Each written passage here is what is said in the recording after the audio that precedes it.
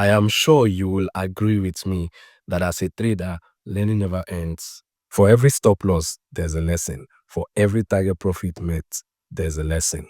Every single day we open the chart, there's always a lesson or two waiting. In this video, I'll be talking about the 3 important lessons that drastically improved my performance to the point where it's almost impossible going back to the old way of doing things. If any of these sounds familiar to you, or you can relate positively or negatively, do share your thoughts with me on the comment section. The very first lesson that changed everything was a lesson on correlation. I used to think that currency pairs were optional, that it is best to pick 1 or 2 pairs to study and hopefully get to the point where every single move and pattern becomes familiar and intuitive to me. Now, if this sounds like you, in the next 5 minutes, I will share with you valid reasons why you should consider learning about correlation. Before learning about correlation, I was just a USD JPY trader. Some days I see good tradable setup, but most days I force trade when setup weren't clear enough. Now fast forward to after learning how to apply correlation. Whenever my setup appears on USD JPY, I don't rush to take it because I no longer see myself as a USD JPY trader. I understand fully now with correlation that the setup that I found was either a USD or JPY trade, not just a USD JPY trade. And what this simply means is that I don't take the trade until I find out 2 things. Number 1, which currency truly has this setup, the USD currency or the JPY currency? Number 2, what pair has the most readable setup? Let me take you to some examples on the chart. If I see my setup or a move on USD JPY, chances are the whole USD currency has that same move or the whole JPY currency has it. Having in mind that there are 8 major tradable currencies that are paired with each other, this simple step tells me the currency to focus on. In this case, we have the JPY currency making the same move across all JPY pairs. So back to the question of who has the setup, USD currency or JPY currency. I clearly now have the first step figured out, as JPY is the currency that has the move that created the initial setup that was spotted on USD JPY. Now the second step is to simply figure out what JPY pair to trade. I do this by looking out for the JPY pair with the cleanest and the most readable setup. For example, this pair here has the cleanest and arguably one of the most readable setup, making it one of the safest to trade in my own opinion. Because just by looking at it, I know where to place my stop loss and take profit. I can also tell where to jump out of this trade if things don't play out as intended. Now to top it off, try comparing what used to be my favorite pair and what I decided to trade with. You can now see the power of correlation and how precise you become. I hope I was able to convince you to at least put in the time to learn more about correlation. Drop a comment if that's you. Alright, for those of you that would want to do more correlation before taking a trade, just like I showed you, but you don't have the paid account to open multiple charts, as doing this one after the other is quite tedious and can honestly lead to making mistakes. As a solution, you can try creating an account here. When you do, you'll be able to use their free multiple chart option to do your correlation.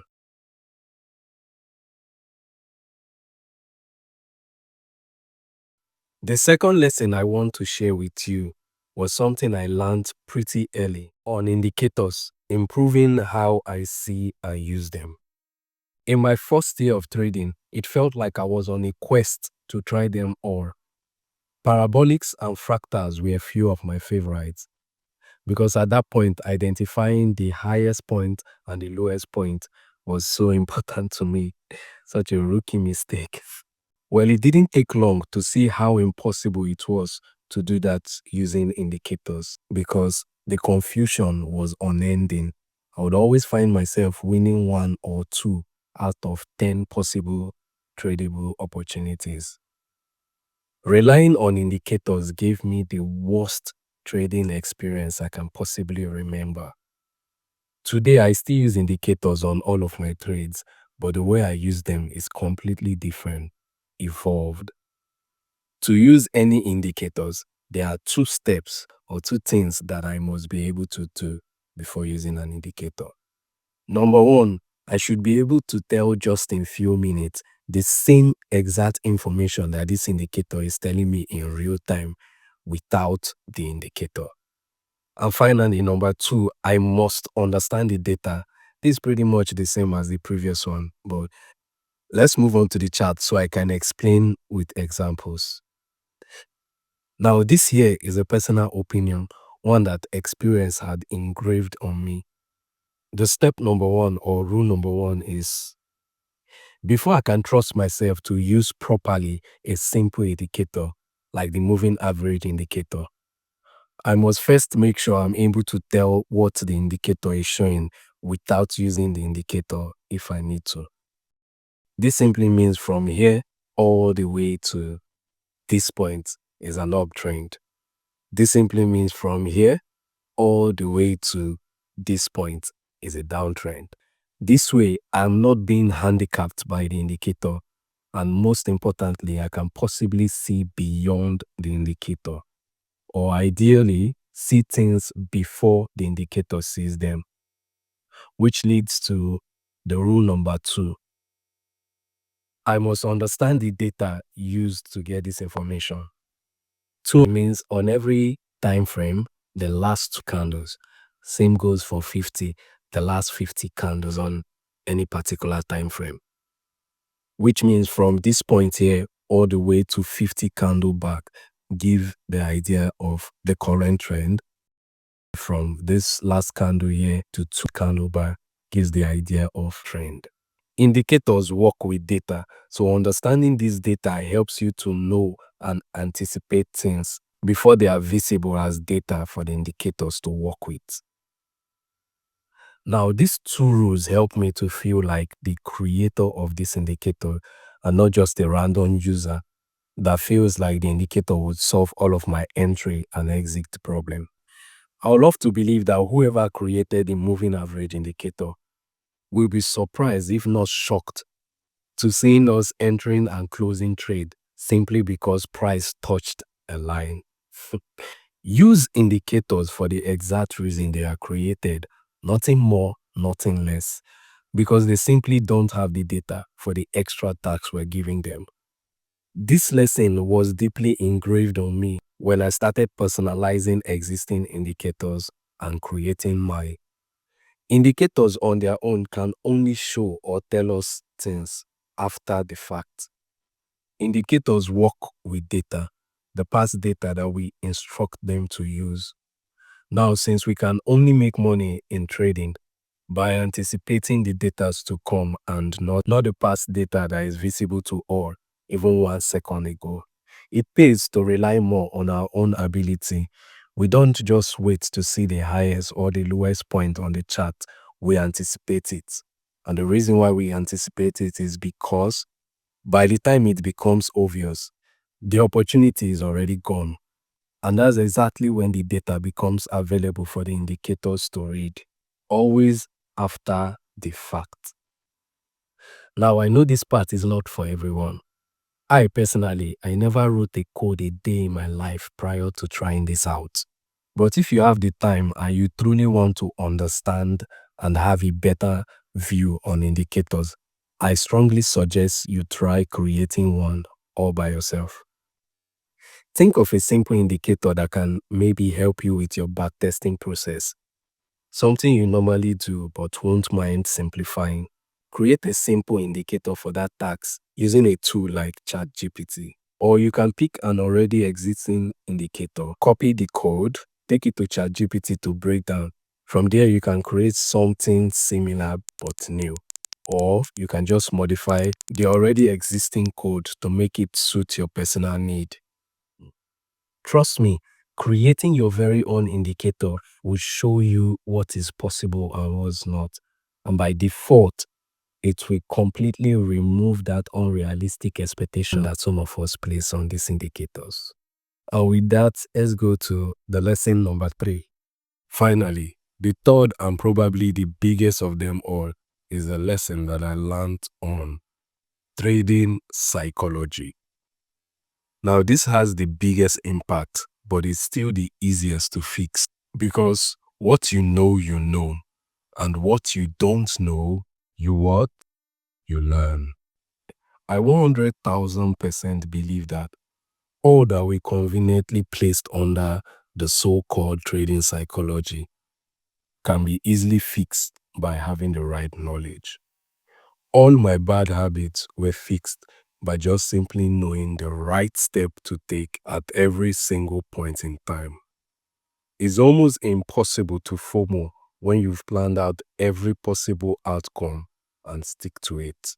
No doubt, I can almost hear you saying, that's exactly the problem. The bad psychology is with always changing the plan and not sticking around long enough to see it work. Just like I said earlier, all bad habits are easy to fix, including the will to always want to change the plan. All can be fixed by simply having the right knowledge, because what you know, and that will never change. It is almost impossible to change your plans when you know what you're doing is right. First of all, in trading, there can't be multiple rights. So whatever it is you're doing is either right or wrong. Secondly, if what you're doing is right and you know it, why on earth do you think you will need to change it? When it's also going against you, you would know, and you know the right steps to take, as is all part of the plan.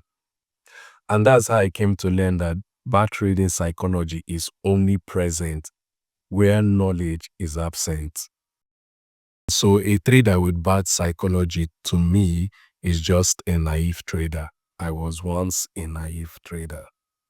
The only way to cross to the other side fast is simply by learning from a trusted mentor. Doing it yourself is possible, but slower, because there are way less known unknown than the unknown known. And that perfectly leads to this bonus lesson. This particular lesson is very personal to me and applies to every single thing I do in the industry. The power of negativity. The power of negativity. Trading has constantly been portrayed as a get-rich scheme. But that's far from the truth. Because the faster you want this, if not properly aligned, the slower your chances of actually getting this becomes. Negative energy number one, slow down. People focus way too much on the flashy and positive side of trading.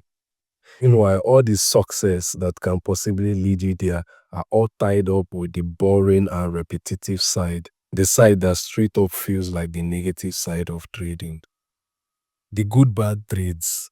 The name was decided when I realized this single fact. The fact that the online trading community has deceptively made everything negative about trading to feel normal and look positive, while all the realistic and positive things are poorly communicated that they now feel negative. Well, if you can't beat them, you join them. So welcome to the negative side of trading, where things are exactly as they should be. Things like normalizing one arrow and making it king again.